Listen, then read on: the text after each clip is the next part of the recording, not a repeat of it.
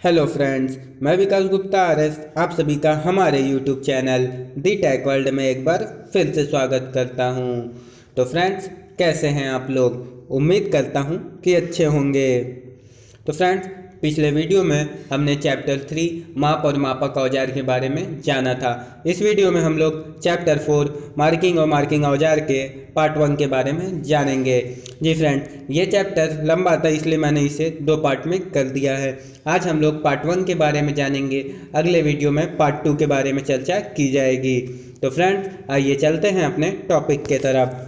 तो फ्रेंड्स, आज का हमारा पहला टॉपिक है मार्किंग। फ्रेंड्स, हम किसी भी जॉब को बनाने के लिए जॉब के ऊपर मार्किंग करते हैं। तो फ्रेंड्स, आइए जानते हैं कि मार्किंग किसे कहते हैं। तो फ्रेंड्स, ड्राइंग के अनुसार लंबाई, चौड़ाई, वृत्त, कोण, चाप, समांतर रेखाएं आदि को जॉब की सतह पर प्रदर्शित करना ही मार्किंग कहलाता है। जी फ्रेंड्स, ड्राइंग के अनुसार जो लंबाई, चौड़ाई, वृत्त, कोण, चाप, समांतर रेखाएं इत्यादि होती हैं, उन्हें जॉब की सतह पर प्रदर्शित करना या व्यक्त करना या दर्शाना या खींचना ही मार्किंग कहलाता है। तो फ्रेंड्स, आइए जानते हैं कि मार्किंग करने की कितनी विधियां होती हैं। तो फ्रेंड्स, मार्किंग करने की 3 विधियां होती हैं। तो आइए फ्रेंड्स देखते हैं कि वो 3 विधियां कौन कौन सी होती हैं। तो फ्रेंड्स, वो विधियां होती हैं आपकी, पहली होती है सेंट्रल लाइन विधि, दूसरा डेटम लाइन विधि और तीसरा होता है टेम्पलेट विधि। तो फ्रेंड्स, आइए हम जानते हैं कि सेंट्रल लाइन विधि किसे कहते हैं। तो फ्रेंड्स, हम बात करेंगे सेंट्रल लाइन विधि की। तो फ्रेंड्स, इस विधि का प्रयोग वहाँ किया जाता है जहाँ पर टेढ़े मेढ़े जॉब या पार्ट पर मार्किंग करनी हो जिसका कोई भी सिरा फिनिश नहीं किया गया हो। जी फ्रेंड्स, जब टेढ़ी मेढ़ी सतह पर मार्किंग करनी होती है तो उस वक्त हम लोग सेंट्रल लाइन मेथड का यूज करते हैं। तो फ्रेंड्स, उम्मीद करता हूँ कि आपको मेरी बात समझ आ रही होगी। जब कुछ इस टाइप के जॉब होंगे तो ऐसी जगह पर मार्किंग करने के लिए हम लोग सेंट्रल लाइन मेथड का यूज करेंगे। तो फ्रेंड्स, आइए आगे बढ़ते हैं। तो अगला मेथड हमारा है, अगली मार्किंग करने की विधि में आता है डेटम लाइन विधि। तो फ्रेंड्स, हम जानेंगे कि डेटम लाइन विधि किसे कहते हैं। तो फ्रेंड्स, डेटम लाइन विधि, इस विधि का प्रयोग तब किया जाता है जब किसी जॉब की 2 संलग्न भुजाएं अच्छी तरह से 90 डिग्री के कोण पर फिनिश की गई हो। जी फ्रेंड्स, जब किसी जॉब की 2 संलग्न यानी 2 सटी हुई भुजाओं को 90 डिग्री पे यानी समकोण पे अच्छी तरह से फिनिश कर दिया गया हो, तो ऐसी जॉब पर मार्किंग करने के लिए हम लोग डेटम लाइन मेथड का यूज करते हैं। जी फ्रेंड, जैसे ये किसी कोई जॉब है तो इसकी ये भुजा और ये भुजा को 90 डिग्री पे हम लोग फिनिश कर दिए हैं और एक सरफेस को, तो ऐसी जगह पे हम लोग डेटम लाइन मेथड का यूज करते हैं। तो फ्रेंड्स, आइए आगे बढ़ते हैं। आगे आता है हमारा तीसरा टेम्पलेट विधि। तो फ्रेंड्स, इस प्रकार की मार्किंग वहाँ पर प्रयोग की जाती है जहाँ पर एक ही प्रकार की मार्किंग कई जॉब के ऊपर करनी हो। ऐसे मार्किंग के लिए जॉब के ड्राइंग के अनुसार एल्युमिनियम, टीन इत्यादि का टेम्पलेट बनाकर जॉब के ऊपर रखकर स्क्राइबर द्वारा मार्किंग की जाती है। तो फ्रेंड्स, टेम्पलेट विधि का प्रयोग हम लोग मास प्रोडक्शन यानी बहु उत्पादन में करते हैं। जब हमें एक ही साइज एक के अनुसार हमें कई सारी जॉबें बनानी होती हैं तो ऐसे जगहों पर हम लोग टेम्पलेट विधि का प्रयोग करते हैं। जी फ्रेंड्स, इन टेम्पलेट यानी कि सांचा होता है, तो हम लोग ड्राइंग के अनुसार एल्युमिनियम, टीन इत्यादि की टेम्पलेट यानी कि सांचा बना लेते हैं और इसके द्वारा ही हम लोग मार्किंग करते हैं। तो आइए फ्रेंड्स, आगे बढ़ते हैं। अगला टॉपिक आता है हमारा मार्किंग करने का उद्देश्य। आखिर हम लोग मार्किंग क्यों करते हैं? तो फ्रेंड्स, आइए जानते हैं कि मार्किंग करने का क्या उद्देश्य होता है। तो फ्रेंड्स, पहला टॉपिक आता है कि मार्किंग करने से समय का बचत होता है। जी फ्रेंड, मार्किंग करने से हमारे समय की बचत होती है। सेकंड आता है, मार्किंग करने से बार बार जॉब को मापने की आवश्यकता नहीं पड़ती। जी फ्रेंड, मार्किंग करने से बार बार जॉब को मापने की आवश्यकता नहीं पड़ती। तो अगर हमें बार बार मापने की आवश्यकता नहीं पड़ेगी तो जाहिर सी बात है कि हमारे समय का बचत होगा। तो फ्रेंड्स, तीसरा है हमारा, मार्किंग रेखा कारीगर के लिए मार्गदर्शक का कार्य करती है। जी फ्रेंड, अगर हम ड्राइंग के अनुसार मार्किंग कर लेते हैं तो इससे हमें कार्य को करने में आसानी होती है। वो मार्किंग रेखा हमारे लिए मार्गदर्शक का कार्य करती है। चौथा है, मार्किंग करने से जॉब सही साइज में बनते हैं। जी फ्रेंड्स, मार्किंग करने से जॉब हमेशा सही साइज में बनता है। तो आइए फ्रेंड्स, आगे हम बात करते हैं मार्किंग मीडिया की। कि जॉब की सतह पर हम लोग जो लेप लगाते हैं वही मार्किंग मीडिया होता है। तो फ्रेंड्स, मार्किंग मीडिया जॉब की सतह पर खींची जाने वाली रेखाओं को स्पष्ट या साफ दिखाने के लिए जिस पदार्थ के लेप को सतह पर लगाया जाता है उसे मार्किंग मीडिया कहते हैं। जी फ्रेंड्स, मार्किंग करने से पहले हम लोग मार्किंग मीडिया का लेप लगाते हैं। मार्किंग मीडिया का लेप लगाकर सूखने के बाद ही हम लोग उस जॉब के ऊपर मार्किंग करते हैं। तो फ्रेंड्स, हम जान रखते हैं कि मार्किंग मीडिया किसे कहते हैं। तो जॉब की सतह पर खींची जाने वाली रेखाओं को स्पष्ट या साफ दिखाने के लिए जिस पदार्थ का लेप लगाया जाता है उसे ही मार्किंग मीडिया कहते हैं। तो फ्रेंड्स, आइए आगे हम बात करते हैं टाइप्स ऑफ मार्किंग मीडिया के प्रकार की। तो फ्रेंड्स, मार्किंग मीडिया निम्न प्रकार की होती है। तो आइए फ्रेंड्स, इन निम्न प्रकार के बारे में हम लोग जानते हैं। पहला आता है चौक, यानी सिंपल ब्लैक बोर्ड चौक, जो स्कूलों में कॉलेजों में यूज होते हैं, उस चौक की यहाँ पे बात की जा रही। तो इस मार्किंग मीडिया को चौक के पाउडर के साथ पानी, स्पिरिट या तारपीन के तेल को मिलाकर बनाया जाता है। इस मार्किंग मीडिया का प्रयोग कास्टिंग या फोर्जिंग की गई सतहों पर मार्किंग करने के लिए किया जाता है। कास्टिंग यानी ढलाई होता है। तो फ्रेंड्स, इस मार्किंग मीडिया का प्रयोग हम लोग कास्टिंग, ढलाई की हुई या फोर्जिंग की गई सतहों पर मार्किंग करने के लिए करते हैं। तो आइए फ्रेंड्स, आगे बढ़ते हैं। अगला आता है हमारा नीले थोथे का घोल। जी फ्रेंड्स, नीले थोथे का घोल। तो आइए जानते हैं फ्रेंड्स, नीले थोथे का घोल किसे कहते हैं। तो इस मार्किंग मीडिया को नीले थोथे व पानी के घोल से मिलाकर बनाया जाता है, यानी इसमें थोथे व पानी के घोल के मिश्रण होता है, ये नीले थोथे और पानी का। तो नीले थोथे व पानी को मिलाकर इस घोल को, इस मार्किंग मीडिया को बनाया जाता है।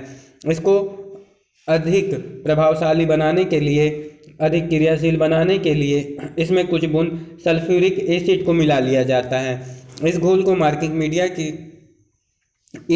मार्किंग मीडिया को सतह पर लगाने से यह सतह को कॉपर के रंग में बदल देता है। इसका प्रयोग स्टील के जॉब के लिए किया जाता है।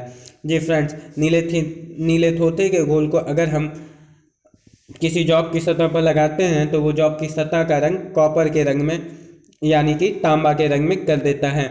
इसका प्रयोग स्टील के जॉब के लिए किया जाता है। जी फ्रेंड्स, नीले थोथे का घोल का यूज स्टील के जॉब के लिए किया जाता है। अगला हमारा आता है पर्शियन ब्लू।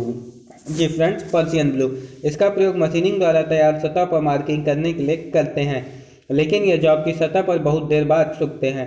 इनके ऊपर मार्किंग की गई रेखाएं साफ नजर आती हैं। जी फ्रेंड्स, पर्शियन ब्लू ऐसा मार्किंग मीडिया होता है जिसका प्रयोग मशीनिंग द्वारा तैयार सतह पर मार्किंग करने के लिए करते हैं, लेकिन इसमें यह खासियत है कि इस पर की गई मार्किंग रेखाएं बहुत ही साफ और स्पष्ट दिखती हैं, लेकिन ये जॉब की सतह पर बहुत देर बाद सूखते हैं। अगर आपसे कोई पूछता है कि ऐसा कौन सा मार्किंग मीडिया है जिस पर मार्किंग रेखाएं साफ और स्पष्ट दिखती हैं, तो आप बताएंगे कि वो मार्किंग मीडिया पर्शियन ब्लू है। तो आइए फ्रेंड्स, अगले टॉपिक के बारे में बात करते हैं। अगला हमारा आता है सेल्यूलोज लैक्यूअर। जी फ्रेंड्स, अगला है हमारा सेल्यूलोज लैक्यूअर। यह बहुत जल्दी सूखने वाला मार्किंग मीडिया है। यह बाजार में विभिन्न रंगों में उपलब्ध है। इस मार्किंग मीडिया का प्रयोग अधिक शुद्धता व फिनिशिंग वाले जॉब पर किया जाता है। जी फ्रेंड्स, फिनिश जॉब पे मार्किंग करने के लिए हम लोग सेल्यूलोज लैक्यूअर मार्किंग मीडिया का प्रयोग करते हैं। यह जॉब की सतह पर बहुत जल्दी सूख जाता है, जो कि अलग अलग कलरों में मिलता है। अगला आता है लेआउट डाई। यह एक प्रकार की नीले रंग की स्याही है जिसे धातु की सतह पर आसानी से फैला दिया जाता है। यह जल्दी ही सूख जाती है। इसके द्वारा मार्किंग बहुत साफ सुथरी होती है। जी फ्रेंड्स, लेआउट डाई द्वारा मार्किंग बहुत ही साफ सुथरी, बहुत ही साफ और स्पष्ट होती है। यह एक प्रकार का नीले रंग की स्याही के जैसा होता है। आइए फ्रेंड्स, आगे चलते हैं। ये तो बात थी मार्किंग और मार्किंग मीडिया की। अब हम लोग मार्किंग टूल के बारे में बात करेंगे। तो मार्किंग टूल में सबसे पहला हमारा आता है स्क्राइबर। तो फ्रेंड्स, हम जानेंगे कि स्क्राइबर किसे कहते हैं। तो फ्रेंड्स, स्क्राइबर एक तेजधार वाला औजार है जिसका प्रयोग मार्किंग करते समय रेखाएं खींचने के लिए किया जाता है, जिसके पॉइंट को 12 से 15 डिग्री के कोण पर ग्राइंड किया जाता है। जी फ्रेंड्स, स्क्राइबर एक तेज धार वाला औजार है जिसका प्रयोग मार्किंग करते समय रेखाएं खींचने के लिए, मार्किंग करते समय हम लोग जो रेखा खींचते हैं वो स्क्राइबर के द्वारा खींचते हैं, जिसके पॉइंट को 12 से 15 डिग्री के कोण पर ग्राइंड किया जाता है। तो आइए फ्रेंड्स, इसके साइज के बारे में बात करते हैं। तो फ्रेंड्स, स्क्राइबर BIS के अनुसार इसकी लंबाई 125 mm से 200 mm होती है। जी फ्रेंड्स, BIS के अनुसार स्क्राइबर का साइज 125 mm से 200 mm होता है। mm मतलब मिलीमीटर। तो फ्रेंड्स, आइए हम जानते हैं कि स्क्राइबर किस मटेरियल का बना होता है। तो फ्रेंड्स, हम बात करेंगे धातु की। तो स्क्राइबर हाई कार्बन स्टील से बना होता है, जिसके पॉइंट को हार्ड व टेम्पर्ड किया जाता है। जी फ्रेंड्स, हाई कार्बन स्टील से जितने भी चीज़ बने होते हैं उसको मजबूती प्रदान करने के लिए हम लोग हार्ड व टेम्पर करते हैं उसे। तो उसी प्रकार स्क्राइबर के पॉइंट को भी हार्ड व टेम्पर किया जाता है, जिससे वो जल्दी घिसे ना। तो आइए फ्रेंड्स, हम जानते हैं स्क्राइबर के प्रकार, टाइप्स ऑफ स्क्राइबर के बारे में। तो फ्रेंड्स, स्क्राइबर प्रायः निम्नलिखित प्रकार के होते हैं। तो आइए फ्रेंड्स, जानते हैं कि वो निम्नलिखित प्रकार कौन कौन से हैं। तो फ्रेंड्स, पहला आता है स्ट्रेट स्क्राइबर, यानी कि सीधा स्क्राइबर। इस प्रकार के स्क्राइबर का एक सिरा सीधा व नुकीला होता है, जिसकी बॉडी को नर्लिंग किया गया होता है, जिसका प्रयोग साधारण कार्यों के लिए किया जाता है। जी फ्रेंड्स, वर्कशॉप में अधिकतर इसका प्रयोग हम लोग करते हैं। तो फ्रेंड्स, आइए देखते हैं कि ये स्क्राइबर किस तरह होता है। तो जैसा कि आप फ्रेंड्स देख पा रहे हैं कि इसका एक सिरा नुकीला है। इसमें एक ही सिरा होता है जो कि नुकीला होता है और इसके बॉडी पे ये नर्लिंग की गई है। यही है हमारा स्ट्रेट स्क्राइबर, यानी कि सीधा स्क्राइबर। तो आइए फ्रेंड्स, आगे बढ़ते हैं। अगला आता है बेंट स्क्राइबर। जी फ्रेंड्स, बेंट स्क्राइबर, इस प्रकार के स्क्राइबर का एक सिरा सीधा व नुकीला होता है तथा दूसरे सिरे को 90 डिग्री के कोण पर नुकीला बनाकर मोड़ दिया जाता है। सीधे वाले सिरे का प्रयोग साधारण कार्यों के लिए किया जाता है तथा मुड़े वाले सिरे का प्रयोग निम्न कार्यों के लिए किया जाता है, जैसे लेथ मशीन पर फोर्ज या चक में जॉब को सेंटर में बांधने के लिए, किसी छोटे जॉब पर सरफेस गेज की सहायता से शुद्धता में मार्किंग करने के लिए। जी फ्रेंड्स, सरफेस गेज में भी बेंट स्क्राइबर लगा होता है। तो बेंट स्क्राइबर का एक सिरा नुकीला तथा दूसरा सिरा 90 डिग्री के कोण पर मुड़ा होता है। तो आइए फ्रेंड्स, देखते हैं। तो फ्रेंड्स, जैसा कि आप देख पा रहे हैं, तो बेंट स्क्राइबर का एक सिरा मुड़ा हुआ है जबकि दूसरा सिरा सीधा और नुकीला है और इसके बीच में इसके बॉडी पार्ट पे नर्लिंग की गई है। तो आइए फ्रेंड्स, अगले स्क्राइबर के बारे में चर्चा करते हैं। अगला है एडजस्टेबल स्क्राइबर। इस प्रकार के स्क्राइबर में स्लीव होती है जिसकी पूरी बॉडी पर नर्लिंग होती है, जिसमें साधारण स्क्राइबर को आवश्यकता अनुसार सेट किया जाता है। जी फ्रेंड्स, एडजस्टेबल स्क्राइबर में स्लीव होती है, इसकी पूरी बॉडी खोखली होती है, जिसके अंदर हम लोग साधारण स्क्राइबर को लगाकर आवश्यकता अनुसार सेट कर सकते हैं। तो आइए फ्रेंड्स, देखते हैं। तो फ्रेंड्स, जैसा कि आप देख पा रहे हैं, ये एडजस्टेबल स्क्राइबर है। यहाँ पे हम लोग ये पूरी बॉडी स्लीव है, ऊपर ये नर्लिंग की गई है। इस पार्ट में हम लोग साधारण स्क्राइबर को एडजस्ट करते हैं, इस वाले पार्ट में। और ये पूरी बॉडी खोखली है, इसके अंदर हम लोग ये साधारण स्क्राइबर को लगाते हैं। तो आइए फ्रेंड्स, अगले टॉपिक के तरफ चलते हैं। अगला आता है ऑफसेट स्क्राइबर। तो फ्रेंड्स, ऑफसेट स्क्राइबर का प्रयोग वर्नियर हाइट गेज में किया जाता है, जिसके द्वारा शुद्धता में मार्किंग की जाती है। जी फ्रेंड्स, ऑफसेट स्क्राइबर द्वारा शुद्धता में मार्किंग होती है, जिसे वर्नियर हाइट गेज में लगाया जाता है। तो आइए फ्रेंड्स, देखते हैं। तो फ्रेंड्स, कुछ इस टाइप का ऑफसेट स्क्राइबर होता है, जिसमें ये क्लैंपिंग स्क्रू होता है और ये स्क्राइबर होता है और ये क्लैंप होता है, जिसमें इस स्क्राइबर को आगे पीछे एडजस्ट किया जा सकता है। तो आइए फ्रेंड्स, आगे बढ़ते हैं। अगला आता है हमारा नोब स्क्राइबर। जी फ्रेंड्स, नोब स्क्राइबर, इस प्रकार का स्क्राइबर कॉम्बिनेशन सेट के स्क्वायर हेड में लगा होता है, जिसका प्रयोग कॉम्बिनेशन सेट चलाते समय रेखा खींचने के लिए किया जाता है। तो फ्रेंड्स, जैसा कि कॉम्बिनेशन सेट के बारे में चर्चा करते हुए मैंने बताया था कि इसके स्क्वायर हेड में एक स्क्राइबर लगा होता है। तो फ्रेंड्स, उस स्क्राइबर को नोब स्क्राइबर कहते हैं। उस स्क्राइबर का प्रयोग कॉम्बिनेशन सेट चलाते समय रेखाएं खींचने के लिए किया जाता है। तो आइए फ्रेंड्स देखते हैं। तो फ्रेंड्स जैसा कि आप देख पा रहे हैं कि नोब स्क्राइबर कुछ इस टाइप का होता है, जो कि छोटे साइजों में होता है।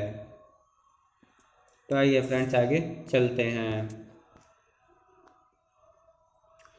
तो फ्रेंड्स कुछ नोट्स हैं, जैसे कि स्क्राइबर का प्रयोग करते समय 30 से 35 डिग्री के कोण पर झुकाकर अपनी तरफ खींचना चाहिए। तो फ्रेंड जब भी हम लोग स्क्राइबर का प्रयोग करते हैं तो उसे 30 से 35 डिग्री के एंगल पर झुका लेना चाहिए और झुकाकर अपनी तरफ खींचना चाहिए।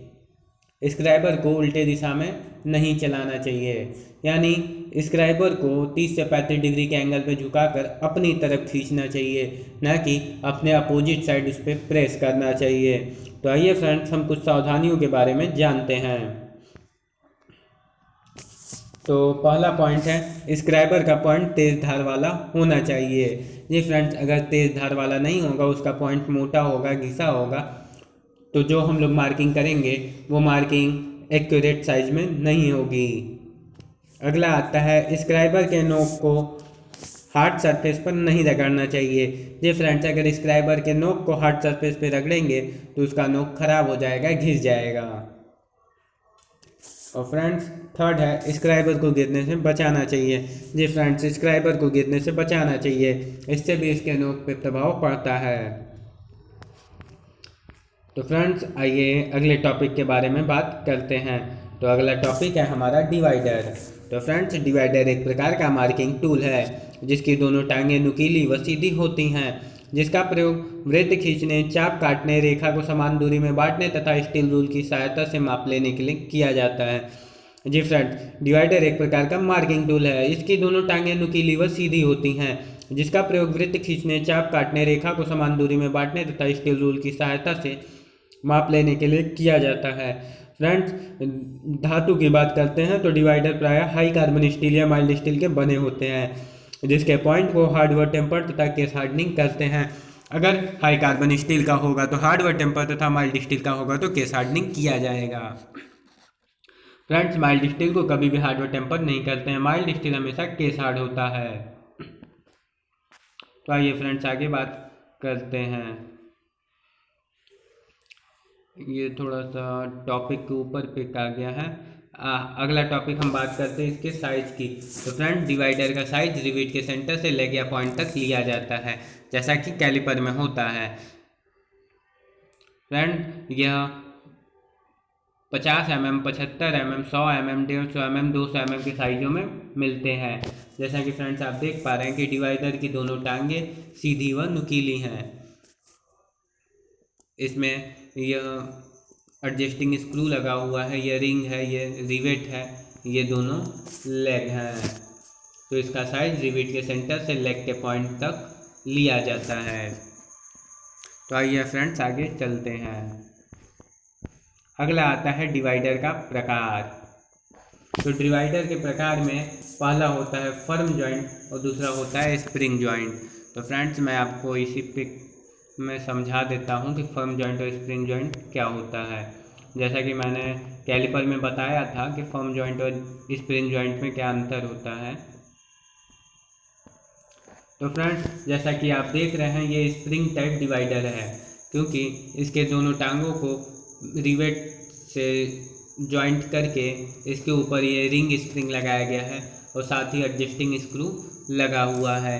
और फर्म जॉइंट में क्या होता है कि इसकी सिर्फ दोनों टांगों को रिवेट के द्वारा जॉइंट किया गया होता है। उसमें जैसे ये डिवाइडर हो गया तो इसके पॉइंट यहाँ वाले भाग को सिर्फ रिवेट द्वारा ज्वाइंट किया होता है, उसमें ये एडजस्टिंग स्क्रू और रिंग स्प्रिंग नहीं लगा होता है। बस स्प्रिंग जॉइंट और फर्म जॉइंट में इतना ही अंतर होता है। लेकिन स्प्रिंग जॉइंट को खोलना आसान होता है, क्योंकि इसमें हम लोग एडजस्टिंग स्क्रू को साइज के अनुसार जल्दी से खोलवा बंद कर सकते हैं, जबकि फर्म जॉइंट में हम लोग को माप को सेट करने में कठिनाई होती है, ज़्यादा टाइम लगता है। तो फ्रेंड्स आइए अगले टॉपिक के बारे में बात करते हैं। अगला आता है हमारा सावधानियाँ, कि हमें डिवाइडर में क्या क्या सावधानियाँ रखनी चाहिए।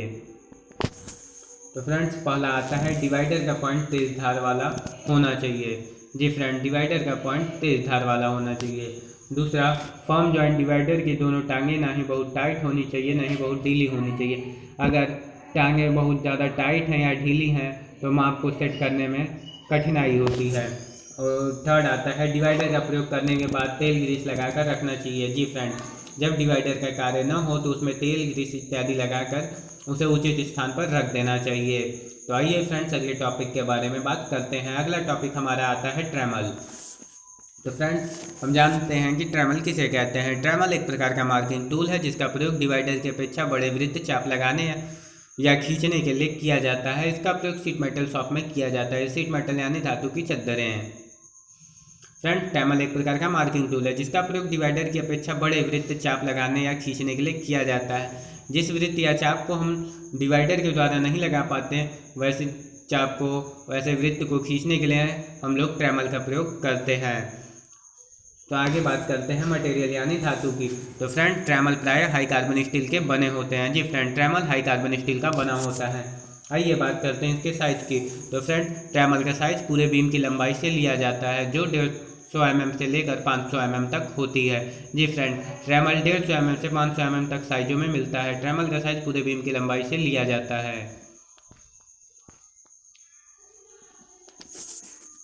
तो फ्रंट नोट, ट्रेमल के द्वारा अधिक से अधिक 72 इंच या 1800 mm के वृत्त खींचे जा सकते हैं। जी फ्रेंड, ट्रेमल द्वारा इंच में 72 इंच तथा mm में 1800 mm तक का वृत्त खींचा जा सकता है। फ्रेंड्स, अगला टॉपिक है हमारा सावधानियाँ। तो फ्रेंड्स, फर्स्ट पॉइंट आता है समय समय पर तेल लगाना चाहिए जिससे जंग से बचाया जा सके। सेकंड होता है स्क्रैबर तेज धार वाला होना चाहिए। ट्रेमल को गिरने से बचाना चाहिए। ट्रेमल को कटिंग टूल के साथ नहीं रखना चाहिए। ट्रेमल के पॉइंट को कठोर धातु पर रगड़ने से बचाना चाहिए। जैसा कि फ्रेंड्स आप देख पा रहे हैं कि ट्रेमल कुछ इस टाइप का होता है जिसमें ये बीम होता है, ये लॉकिंग नट होता है, ये एडजस्टिंग स्क्रू होता है, ये दोनों स्क्राइबर पॉइंट हैं, ये कॉलर चक है जिसमें स्क्राइबर फिक्स होता है, ये हेड होता है, ये क्लैंपिंग नट होता है। तो फ्रेंड्स, ट्रेमल का साइज हम लोग इसी बीम की पूरी लंबाई से लेते हैं जो कि 150 mm से 500 mm तक में होता है। तो आइए फ्रेंड्स आगे चलते हैं। अगला टॉपिक है पंच। जी फ्रेंड्स, पंच एक प्रकार का मार्किंग टूल है जिसकी बनावट अष्टभुजाकार या गोलाकार होती है जिसका प्रयोग मार्किंग की गई लाइनों को स्थायी बनाने के लिए किया जाता है। पंच द्वारा किया गया कार्य पंचिंग कहलाता है। अगर कोई आपसे पूछता है कि पंचिंग किसे कहते हैं तो आप बताएंगे कि पंच द्वारा किया गया कार्य पंचिंग कहलाता है। तो फ्रेंड्स, ये पंच के बारे में जानते हैं। तो पंच एक प्रकार का मार्किंग टूल है जिसकी बनावट अष्टभुजाकार या गोलाकार होती है जिसका प्रयोग मार्किंग की गई लाइनों को स्थायी बनाने के लिए किया जाता है। फ्रेंड, जॉब के ऊपर हम लोग जो मार्किंग रेखाएं खींचते हैं उन्हें स्थायी करने के लिए, पक्का करने के लिए हम लोग पंच का यूज करते हैं। तो आइए फ्रेंड्स जानते हैं कि पंच किस धातु का बना होता है। जी फ्रेंड्स, पंच प्राय हाई कार्बन स्टील के बने होते हैं जिसके पॉइंट को हार्डवेयर टेम्पर किया जाता है। फ्रेंड्स, हाई कार्बन स्टील से बने जितने भी मटेरियल हैं, जितने भी कटिंग टूल्स हैं या टूल्स हैं, उनको हार्डवेयर टेम्पर किया जाता है। तो फ्रेंड्स, अब बात करते हैं साइज की। तो पंच का साइज हेड के व्यास से बॉडी के पूरी लंबाई तक लिया जाता है। जी फ्रेंड्स, पंच का साइज पंच के हेड के व्यास से बॉडी के पूरी लंबाई तक लिया जाता है। फ्रेंड्स, अब बात करते हैं पार्ट्स ऑफ पंच की। तो फ्रेंड्स, पंच में मुख्य रूप से 3 भाग होते हैं। एक हेड होता है, एक बॉडी होता है, एक पॉइंट होता है। तो आइए आगे चलते हैं। आगे हम लोग बात करेंगे टाइप्स ऑफ पंच की, यानी पंच के प्रकार। तो फ्रेंड्स, पंच प्रायः निम्नलिखित प्रकार के होते हैं जैसे dot punch, centre punch, prick punch, hollow punch, bell punch, letter punch and number punch, automatic punch और पिन पंच। तो फ्रेंड्स, आइए इन पंचों के बारे में टॉपिक जानते हैं। हम लोग पहले बात करेंगे डॉट पंच की। जी फ्रेंड, डॉट पंच इस प्रकार के पंच के पॉइंट को 60 डिग्री के कोण पर ग्राइंड किया जाता है। जिसका प्रयोग मार्किंग की गई लाइनों को डॉट लगाकर स्थायी करने के लिए करते हैं। जी फ्रेंड्स, डॉट पंच 60 डिग्री के एंगल में होता है, जिसका प्रयोग मार्किंग की गई लाइनों को डॉट लगाकर स्थायी करने के लिए करते हैं। तो आइए फ्रेंड्स देखते हैं। तो फ्रेंड्स, जैसा कि आप देख पा रहे हैं कि डॉट पंच कुछ इस टाइप का होता है, जिसका ये कटिंग एंगल जो होता है ये 60 डिग्री होता है। इसके द्वारा जो हम लोग किसी जॉब के ऊपर मार्किंग करते हैं, तो इन मार्किंग रेखाओं को पक्का करने के लिए हम लोग डॉट पंच द्वारा डॉट करके इसको स्थायी करते हैं। तो आइए फ्रेंड्स अगले टॉपिक के बारे में जानते हैं। अगला हमारा आता है सेंटर पंच।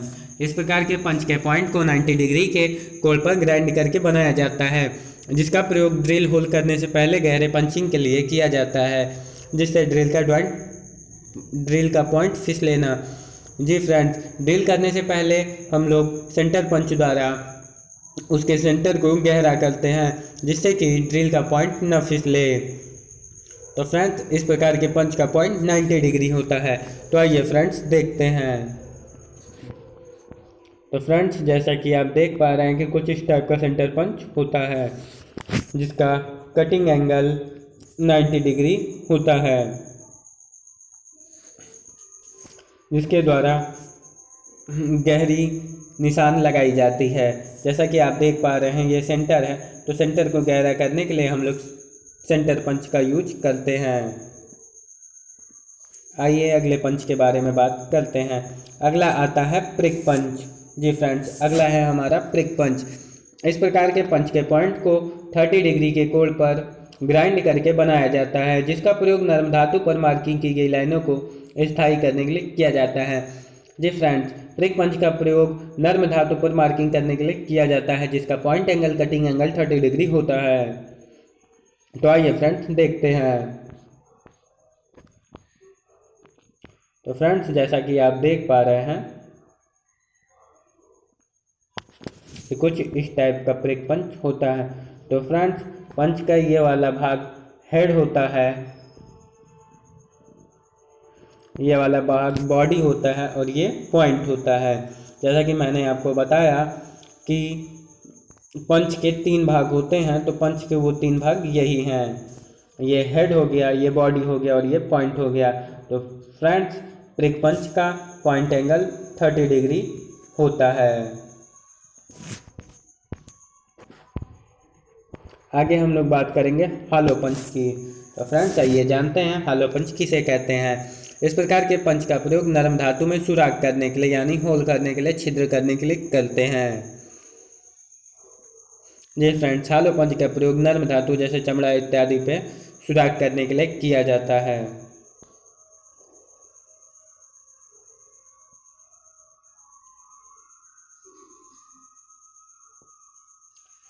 तो फ्रेंड्स, जैसा कि आप देख पा रहे हैं हॉलो पंच कुछ इस टाइप का होता है, जिसके बीच में ये एक होल होता है, जिससे कटा हुआ भाग इसके थ्रू बाहर निकल जाता है। आइए फ्रेंड्स अगले पंच के बारे में बात करते हैं। तो अगला पंच हमारा आता है बेल पंच। इस प्रकार के पंच का प्रयोग गोल जाप का सेंटर ज्ञात करने के लिए किया जाता है। जी फ्रेंड्स, इस पंच के द्वारा हम किसी गोल जाप का सेंटर ज्ञात कर सकते हैं। तो आइए फ्रेंड्स देखते हैं। फ्रेंड्स, जैसा कि आप देख पा रहे हैं कि बेल पंच कुछ इस टाइप का होता है। ये देख रहे हैं फ्रेंड्स, इसकी आकृति बेल की तरह है और बीच में यह पंच होता है जो डायरेक्टली सेंटर पे होता है। इसमें ये शीर्ष यानी हेड होता है, ये नर बॉडी यानी नर्लिंग की गई बॉडी होती है, यहाँ पे स्प्रिंग लगा होता है और ये पंच होता है और ये बेल कैप होता है। इस बेल कैप के अंदर ही हमारा ये पंच लगा होता है जो डायरेक्टली सेंटर पे होता है। तो इसके द्वारा हम किसी गोल जाप का सेंटर भी ज्ञात कर सकते हैं। अगला आता है लेटर एंड नंबर पंच। जी फ्रेंड्स, लेटर या नंबर पंच। इस प्रकार के पंच का प्रयोग लेटरिंग एंड नंबरिंग लिखने के लिए किया जाता है, जो सेट में पाए जाते हैं। जी फ्रेंड्स, ये सेट में होता है। जैसे लेटर पंच A से Z तक तथा नंबर पंच 0 से 9 तक होते हैं। तो आइए फ्रेंड्स अगले टॉपिक पे चलते हैं। अगला आता है ऑटोमेटिक पंच। जी फ्रेंड्स, अगला है हमारा ऑटोमेटिक पंच। इस पंच में पंचिंग करने के लिए हथौड़े हैमर से चोट लगाने की आवश्यकता नहीं पड़ती, इसलिए इसे ऑटोमेटिक पंच कहते हैं। इस पंच में एक खोखली बेलनाकार बॉडी होती है जो कि बाहर से नर्लिंग की गई होती है। इसके ऊपर एक कमानी स्प्रिंग युक्त कैप होती है, इसे भी नर्लिंग किया गया होता है।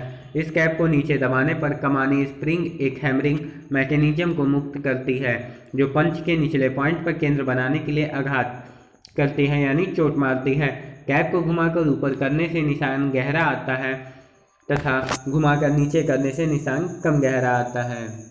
तो फ्रेंड्स, ऑटोमेटिक पंच के लिए हमें हैमरिंग करने की आवश्यकता नहीं होती है। तो आइए फ्रेंड्स देखते हैं।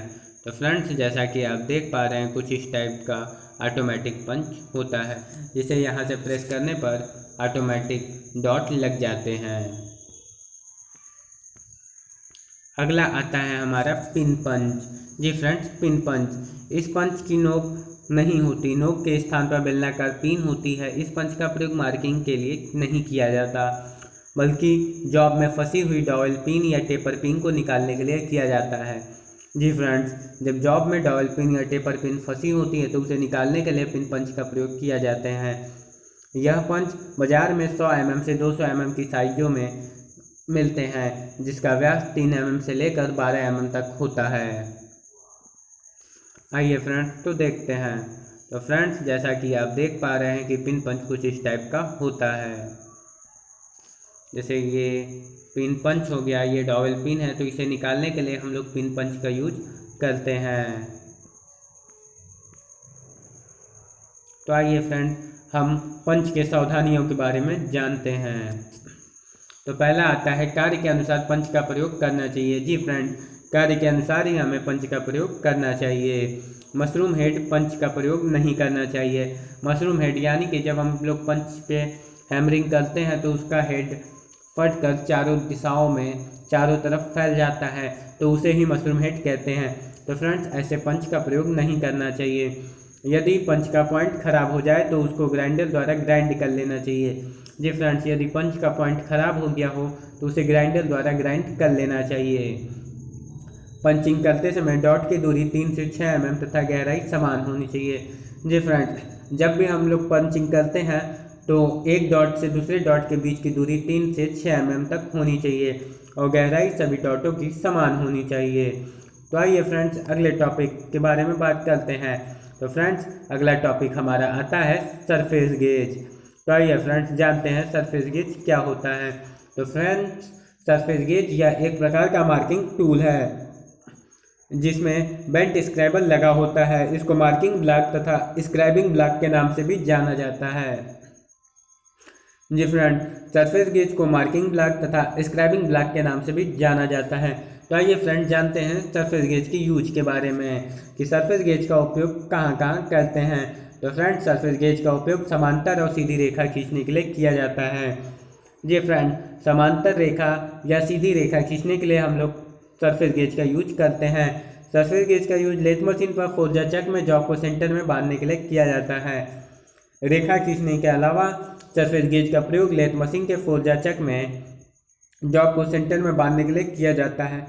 लेथ मशीन का फोर्जा चक वो होता है जिसमें हम लोग जॉब को बांधते हैं, जिसमें जॉब को बांधकर घुमाया जाता है। आगे हम लोग बात करते हैं सरफेस गेज का प्रकार यानी टाइप्स ऑफ सरफेस गेज। तो सरफेस गेज मुख्यतः 2 प्रकार के होते हैं। तो आइए फ्रेंड्स, उन 2 टाइप्स के बारे में जानते हैं। तो फ्रेंड्स, पहला होता है फिक्स्ड टाइप सरफेस गेज। जी friends, fixed type surface gauge. और दूसरा होता है यूनिवर्सल सरफेस गेज। तो फ्रेंड्स, जो फिक्स टाइप गेज होता है, फिक्स टाइप सरफेस गेज, इस प्रकार के सरफेस गेज में स्पिंडल स्थायी रूप से जुड़ा होता है। जी फ्रेंड्स, इस प्रकार के सरफेस गेज में स्पिंडल बेस के साथ स्थायी रूप से जुड़ा होता है। अब आगे देखते हैं यूनिवर्सल सरफेस गेज के बारे में। जैसा कि फ्रेंड्स आप ये देख पा रहे हैं, इसका ये जो स्पिंडल या पिलर है वो बेस के साथ स्थायी रूप से जुड़ा हुआ है। तो फ्रेंड्स आइए यूनिवर्सल गेज के बारे में देखते हैं, यानी यूनिवर्सल सरफेस गेज। तो फ्रेंड्स यूनिवर्सल सरफेस गेज, इस प्रकार के सरफेस गेज का प्रयोग अधिकतर किया जाता है। इस सरफेस गेज के स्पिंडल को आवश्यकता अनुसार एडजस्ट किया जा सकता है, जिसमें फाइन एडजस्टिंग स्क्रू लगा होता है, जिसके द्वारा 5 mm या 1 mm जैसी छोटी माप को भी सेट किया जा सकता है। जी फ्रेंड, यूनिवर्सल सरफेस गेज का अधिकतर प्रयोग किया जाता है। इस सरफेस गेज के स्पिंडल को आवश्यकता अनुसार एडजस्ट किया जा सकता है, जिसमें फाइन एडजस्टिंग स्क्रू लगा होता है, जिसके द्वारा 5 mm या 1 mm जैसी छोटी माप को भी सेट किया जा सकता है। तो आइए फ्रेंड्स देखते हैं। तो फ्रेंड्स आप देख पा रहे हैं कि यूनिवर्सल सरफेस गेज कुछ इस टाइप का होता है, जिसमें ये बेंट डिस्क्राइबर होता है, ये स्पिंडल या पिलर होता है, ये स्नग होता है, ये क्लैंपिंग नट होता है, ये फाइन एडजस्टमेंट स्क्रू है, ये दोनों गाइड पिन है, ये राकर आर्म है, और ये बेस है, और ये भी ग्रू कटा होता है इसके बेस के निचले सिरे पर। तो फ्रेंड्स इसमें आप देख रहे हैं कि इसका जो स्पिंडल है, इसे हम ऊपर नीचे एडजस्ट कर सकते हैं, लेकिन फिक्स टाइप वाले में ये जो पिलर या स्पिंडल है वो बेस के साथ स्थायी रूप से जुड़ा रहता है। तो आइए फ्रेंड्स अगले टॉपिक के बारे में बात करते हैं।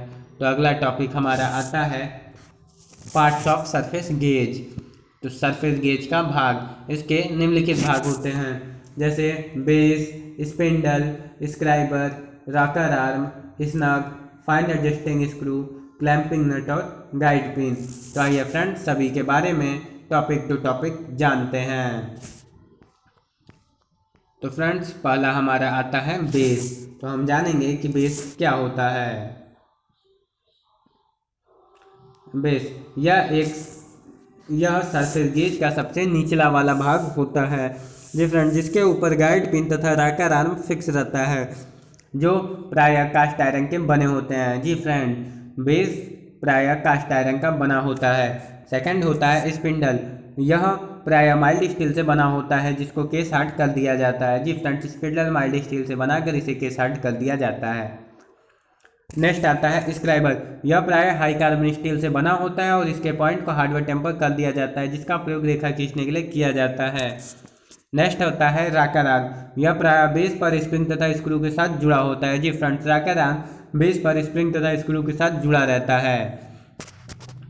अगला आता है स्नग। तो फ्रेंड्स आइए जानते हैं स्नग के बारे में। स्नग स्पिंडल के ऊपर नीचे स्लाइड करता है, जिसका प्रयोग स्क्राइबर को विभिन्न ऊंचाइयों पर सेट करने के लिए किया जा सकता है। जी फ्रेंड, जो स्क्राइबर होता है वो स्नग में ही फिक्स होता है। अगला आता है फाइन एडजस्टिंग स्क्रू। इसका प्रयोग स्पिंडल को विभिन्न कोण पर सेट करने के लिए किया जाता है। जी फ्रेंड, फाइन एडजस्टिंग स्क्रू के द्वारा ही स्पिंडल को विभिन्न कोण में सेट करते हैं।